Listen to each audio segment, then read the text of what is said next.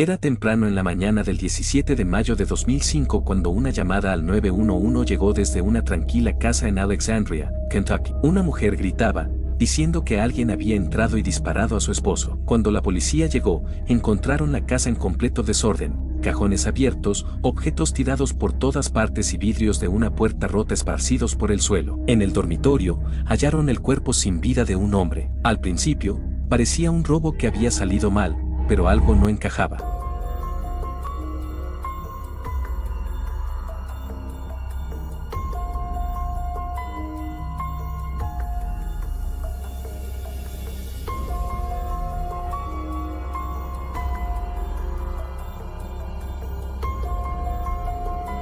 La historia no coincidía. Los niños recordaban los hechos de manera diferente, y luego la policía encontró algo escondido en lo profundo de la lavadora que lo cambió todo. Robert Bob Bosley nació el 2 de agosto de 1962 en el tranquilo pueblo de Alexandria, ubicado en el condado de Campbell, Kentucky. Criado en una familia religiosa y unida junto a sus hermanos Deborah, Henry Jr. y James, Bob mostró desde temprana edad una mente aguda y un espíritu ambicioso. Aunque gran parte de su juventud permanece sin documentar, se sabe que incluso antes de alcanzar la mayoría de edad, Bob ya había comenzado a trazar su propio camino. Tenía la visión de volverse rico y manejar su propio negocio. Comenzando desde cero, Bob ofrecía servicios de limpieza de chimeneas y pequeñas reparaciones de techos. Con largas jornadas, precios modestos y una ética de trabajo impecable, lentamente construyó una reputación como un trabajador confiable y amable. Su esfuerzo solitario dio frutos con el tiempo. Bob transformó su servicio individual en un próspero negocio, Bosley Roofing and Chimney Sweep of Alexandria. Bajo su atenta mirada, la compañía se hizo conocida por su calidad, eficiencia y confiabilidad, ganando tanto clientes leales como impresionantes ganancias. Con el dinero fluyendo, Bob puso sus miras aún más alto. Comenzó a adquirir propiedades en alquiler, llegando a poseer alrededor de 20. Estas inversiones amplificaron sus ingresos, posicionándolo como uno de los empresarios más exitosos de la zona. La riqueza pronto se tradujo en estilo de vida. Bob abrazó el lujo, autos deportivos, caballos, un avión, un barco considerable y un arsenal de armas de fuego costosas. Su barco, visto frecuentemente navegando en el lago Cumberland, se hizo famoso por sus salvajes fiestas para adultos, llenas de alcohol, música e invitados con poca ropa. Fue en uno de sus restaurantes locales favoritos donde Bob conoció a Amy Pev, de 18 años. Amy, también de Alexandria, provenía de orígenes humildes. Nacida en 1969 en una familia de clase trabajadora, su vida estuvo marcada por limitaciones económicas y un hogar afectado por la lucha de su padre contra el alcohol. Aún así, Amy estaba decidida a romper el ciclo. Después de graduarse de la secundaria con altos honores en 1986, estudió administración de empresas en un colegio comunitario local conectado a la Universidad del Norte de Kentucky. Para financiar sus estudios, trabajó como mesera, donde se cruzó con Bob. Él era mayor, rico y carismático. Al principio reservada, Amy pronto se sintió atraída por su mundo. Comenzó a asistir a sus notorias fiestas en el lago, convirtiéndose gradualmente en una presencia regular en su círculo íntimo. Pero Amy no permaneció como una invitada más. Se ganó el corazón de Bob. Su relación se volvió seria y, después de 4 años juntos, se casaron. Para Amy, esto representó la máxima transformación. Había pasado de raíces modestas a casarse con uno de los solteros más codiciados de la región. Pronto, la pareja comenzó una familia. Su hija Morgan nació en 1996, seguida por su hijo Trevor 3 años después. Amy, alguna vez una juerguista despreocupada, asumió el rol de madre devota. Sus noches salvajes en el lago fueron reemplazadas por eventos escolares y crianza. Bob continuó expandiendo su negocio e inversiones, pero un área lo frustraba: la administración. Manejar nóminas, impuestos, facturas y contratistas era una carga que resentía. Prefería la libertad del lago sobre las limitaciones de una oficina. Los fines de semana frecuentemente lo veían desaparecer a bordo de su barco, a veces por días, negándose a revelar su paradero. Amigos luego recordarían que Bob había comenzado a distanciarse de su familia, volviendo a una vida de indulgencia y secretismo. Algunas fuentes incluso afirmaron que él y Amy tenían una relación abierta. Independientemente de la verdad, Bob eventualmente decidió fusionar más su vida personal y profesional. Como Amy había estudiado administración de empresas, le pidió que se hiciera cargo de las responsabilidades financieras y administrativas de la compañía. Al principio, Amy pareció vacilar, pero finalmente accedió. Desde entonces, Amy manejó los libros contables, las nóminas y las obligaciones fiscales de la empresa. El negocio prosperaba y los Bosley parecían estar en la cima de su éxito. Vivían en una rústica cabaña de troncos enclavada en los bosques al sur de Alexandria,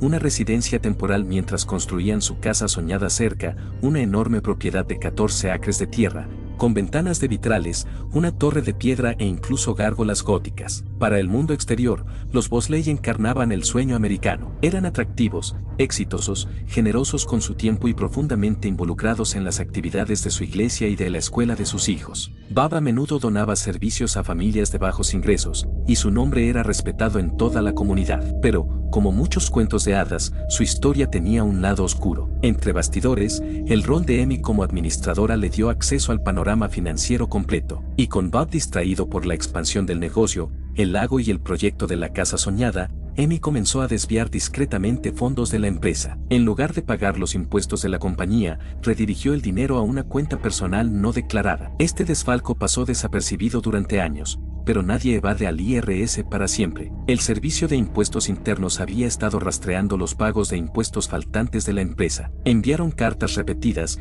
hicieron llamadas e incluso intentaron organizar reuniones, pero Bob nunca recibió ninguna de estas advertencias. Esto se debía a que Amy había organizado que toda la correspondencia del IRS se enviara a un buzón privado al que solo ella podía acceder. Estaba muy consciente de que el gobierno se estaba acercando, pero quizás creyó que podía seguir retrasando las cosas indefinidamente. Todo cambió la mañana del martes, 17 de mayo de 2005, apenas unos días antes del 15º aniversario de bodas de la pareja. Alrededor de las 5 de la mañana, una frenética llamada al 911 llegó de parte de Amy Bosley. Su voz llena de pánico llenó la línea, pero la llamada se cortó repentinamente por un fuerte estruendo. Los despachadores intentaron reconectar. Momentos después, las fuerzas de la ley se dirigían a toda velocidad a la cabaña de los Bosley. Cuando los oficiales llegaron, encontraron a Amy en estado de shock, abrazando a sus hijos. Su hermana llegó pronto para llevarse a los niños, mientras que Amy fue llevada para ser interrogada. La policía aseguró la escena y llamó a la unidad de investigación forense. Al amanecer, oficiales adicionales llegaron para buscar en el bosque circundante,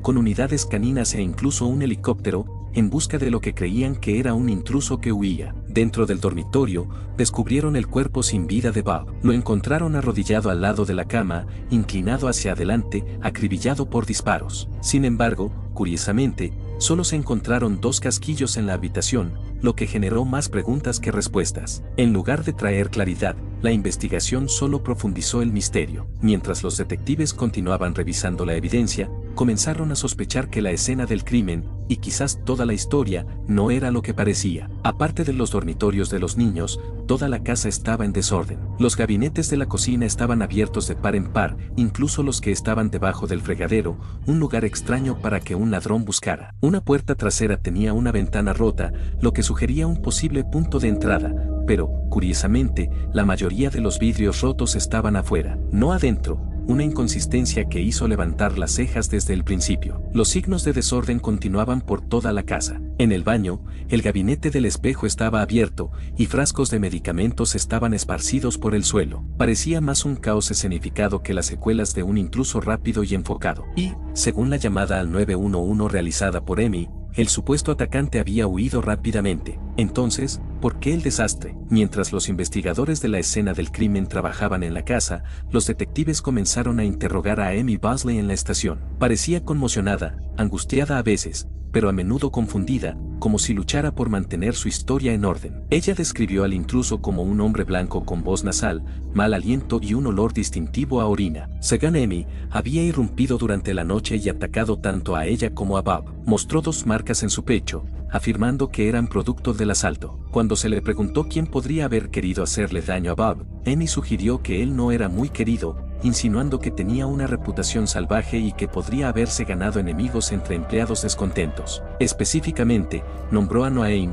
un contratista y amigo de toda la vida de Bob, como alguien con quien había discutido recientemente, pero Noah fue rápidamente descartado. Tenía una coartada sólida y estaba profundamente afectado por la muerte de Bob. Mientras tanto, el pánico se extendió por la comunidad de Alexandria. Las escuelas cerraron durante varios días, mientras el miedo a un asesino suelto se apoderaba de los vecinos. Nadie podía reconciliar la idea de que alguien tan amable y generoso como Bob, conocido por dar hasta la camisa que llevaba puesta, hubiera sido brutalmente asesinado en su propia casa. De vuelta en la cabaña, los detectives buscaban respuestas. Solo se recuperaron 2 casquillos cerca del cuerpo de Bob, a pesar de sus múltiples heridas de bala. Esto llevó a los investigadores a ampliar su búsqueda al sótano. Allí, dentro de la lavadora de la familia, encontraron ropa empapada y, en el fondo, un paño doblado que contenía 4 casquillos adicionales. ¿Por qué un asesino que huía se tomaría el tiempo de esconder evidencia en una lavadora dentro de la casa de la víctima? No tenía sentido. Aún más extraño,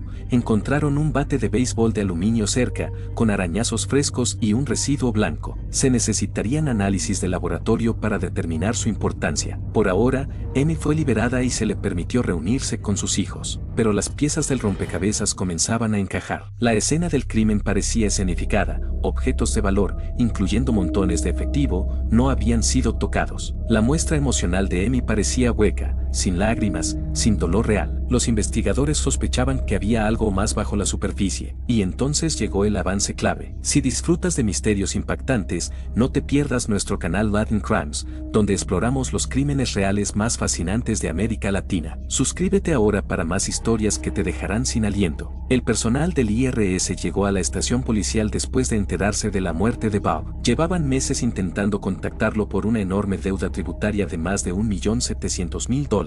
De hecho, tenían programada una reunión con Bob para el mismo día en que lo encontraron muerto. Los agentes del IRS revelaron algo aún más extraño. Durante una llamada previa, habían hablado con alguien que decía ser Bob, pero la voz sonaba extraña, aguda y claramente antinatural. Para ellos, sonaba como una mujer pretendiendo ser un hombre. Esa voz había sido de Amy. Ahora el motivo quedaba claro. Amy, a quien Bob había confiado las finanzas de la compañía, había estado desviando cientos de miles de dólares, redirigiendo los pagos de impuestos a su cuenta privada. Bob, quien no tenía idea de lo que ocurría, estaba a punto de descubrir la verdad justo cuando el IRS se preparaba para confrontarlo cara a cara. Añadiendo más tensión al caso, estaban los presuntos amoríos de Bob. Su hermana luego le contaría a los investigadores que una vez escuchó a Amy decir que si Bob alguna vez la engañaba o la dejaba, le dispararía. En ese momento sonó como una broma, ahora sonaba como una promesa. A pesar de la evidencia acumulada, Amy Bosley continuó negando cualquier participación en el asesinato de su esposo. Durante su segundo interrogatorio, insistió en que amaba a Bob, aunque admitió que su matrimonio no era perfecto. Que pareja no tiene problemas, decía, afirmando que no había razón alguna para dañar al padre de sus hijos. Pero los investigadores veían un panorama diferente. Las pruebas balísticas confirmaron que las 6 balas que impactaron a Bob coincidían con los 6 casquillos recolectados, 2 en el dormitorio y 4 escondidos en la lavadora. Luego llegó un momento crucial en la investigación. Las entrevistas con Morgan y Trevor Bosley, de 9 y 6 años respectivamente, realizadas por separado, revelaron relatos idénticos. Se habían dormido pacíficamente, solo para despertarse sobresaltados por 6 disparos. Luego escucharon el sonido de vidrios rompiéndose. La versión de Amy tenía el orden invertido. Primero el vidrio rompiéndose, luego los disparos. Su historia se desmoronaba. Incluso los arañazos en su pecho, presentados como heridas de una lucha con el intruso, resultaron sospechosos. Las marcas eran demasiado simétricas, más parecidas a heridas escenificadas que a lesiones defensivas. Un examen más detallado de su blusa reveló que no se había rasgado durante el supuesto ataque, sino que había sido cuidadosamente cortada con tijeras y luego desgarrada para simular daño. Menos de 2 semanas después del asesinato de Bob, las autoridades arrestaron a Amy Bosley y la acusaron formalmente de homicidio. Solo faltaba una pieza crucial: el arma homicida. Esta también apareció eventualmente, aunque como fue descubierta sigue siendo discutido. Según un relato, una pistola de la propia colección de armas de Bob fue encontrada escondida en el bolso de Amy, detrás de un armario. Otra versión afirma que el arma fue descubierta más tarde por la hermana de Amy, quien había tomado custodia de sus hijos y pertenencias. Esa noche, mientras revisaba el bolso de Amy, supuestamente encontró el arma y contactó inmediatamente a un abogado, quien la entregó a la policía. Independientemente de cómo se recuperó, las pruebas balísticas confirmaron que el arma coincidía con los 6 casquillos encontrados en la escena del crimen y en la lavandería. Las balas dentro del cuerpo de Bob estaban demasiado dañadas para confirmar una coincidencia directa, pero el caso circunstancial era abrumador. ¿Fascinado por estos giros inesperados? Descubre más casos impactantes en nuestro canal Latin Crimes, donde exploramos los crímenes reales más intrigantes de América Latina. Suscríbete ahora para no perderte ningún detalle. Cuando comenzó el juicio,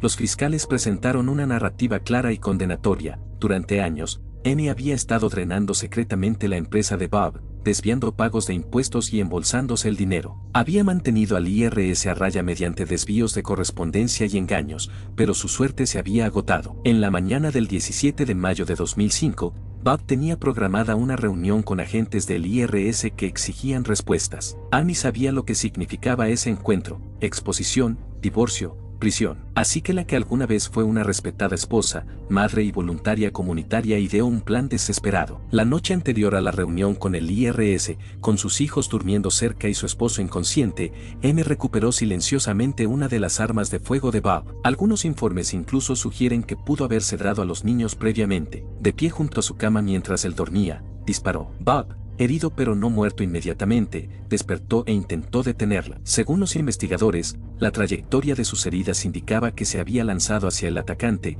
solo para darse cuenta demasiado tarde de que el arma estaba en manos de Amy. Aturdido, sangrando y traicionado, Bob no pudo dominarla. Ella disparó nuevamente. Cuando todo terminó, el hombre que había construido una fortuna desde cero, que había confiado todo a Amy, yacía muerto en el hogar que estaban construyendo para su futuro. Y la mujer que alguna vez estuvo a su lado ahora era acusada de orquestar su ejecución, no por miedo, sino por pura codicia. La vida cuidadosamente construida de lujo y respeto de Amy Bosley se había derrumbado en una sola noche de frío cálculo. Lo que quedaba era una familia destrozada, una comunidad conmocionada y un legado de traición que nunca sería olvidado. Para hacer creíble su historia, Amy había roto la puerta de vidrio trasera con un bate de béisbol, saqueado gabinetes y cajones para simular un robo, y escondido 4 casquillos usados envueltos en un paño en el fondo de la lavadora. Para que sus heridas parecieran creíbles, Amy se hizo cortes superficiales en el pecho, probablemente con tijeras, y luego rasgó su blusa para simular una lucha. Terminó su actuación con una desesperada llamada al 911, su voz llena de pánico,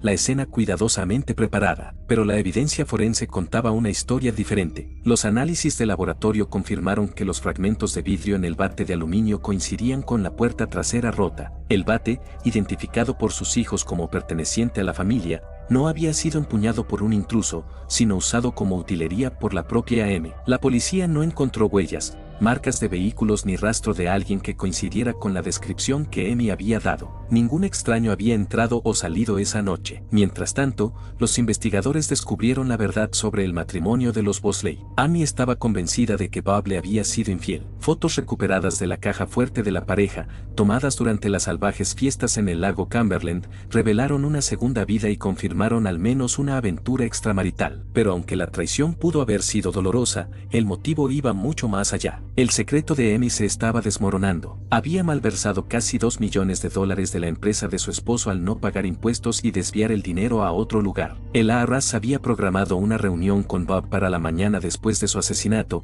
una reunión que habría expuesto todo. Matarlo, creía Amy, enterraría el secreto. Con Bob muerto, sus activos cubrirían la deuda y ella podría quedarse con el resto. Pero el testimonio de los niños, al escuchar los disparos antes que el vidrio se rompiera, destruyó su línea de tiempo. Aunque la defensa argumentó que los casquillos podrían haberse caído de los bolsillos del propio Bob después de visitar el campo de tiro, la evidencia seguía acumulándose. Aún así, el abogado de Amy insistía, no había testigos, no había ADN y no había un vínculo definitivo entre los casquillos y las balas en el cuerpo de Bob. Con suficiente ambigüedad, podrían convencer al jurado. Temiendo que Amy pudiera quedar libre y sin querer forzar a los hijos de los Bosley a testificar contra su propia madre, los fiscales ofrecieron un acuerdo de culpabilidad. Amy evitaría un juicio, ahorraría el trauma a sus hijos y recibiría una sentencia reducida. A cambio, admitiría su culpabilidad sin revelar nunca qué había hecho con los millones robados. El 2 de noviembre de 2006, Amy Bosley entró en una corte del condado de Campbell vistiendo un uniforme de prisión verde y blanco. Su semblante era inexpresivo. Antes de la sentencia,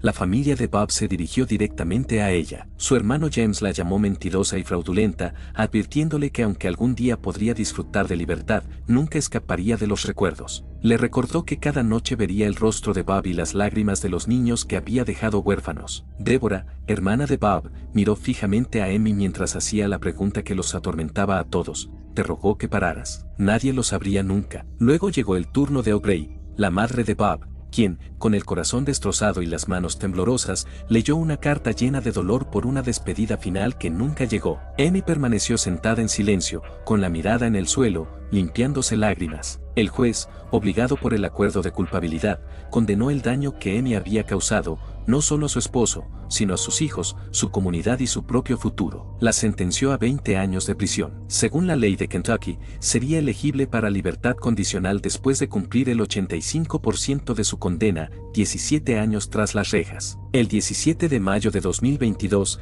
exactamente 17 años después del asesinato de Bob, Amy Bosley, entonces de 54 años, salió de la institución correccional para mujeres de Kentucky. La mayoría de los medios de comunicación apenas mencionaron su liberación. Su paradero actual sigue siendo desconocido, aunque algunos creen que podría estar buscando los millones que una vez desvió. En cuanto a Bob, su lugar de descanso final es el cementerio St. Stephen en el condado de Campbell, Kentucky. Un hombre recordado por su generosidad, ambición y devoción a su familia, asesinado por la persona en quien más confiaba. En retrospectiva, las acciones de Amy parecían tanto trágicas como sin sentido. No estaba en la miseria, su esposo no era cruel. El IRS podría haber llegado a un acuerdo, y si su motivo era venganza, un divorcio podría haberla dejado más rica y libre. Pero en lugar de eso, eligió el asesinato. Y como dice el viejo proverbio americano, hecho famoso por Benjamin Franklin, nada es seguro en este mundo, excepto la muerte y los impuestos. En el caso de Amy Bosley, ambas llamaron a su puerta.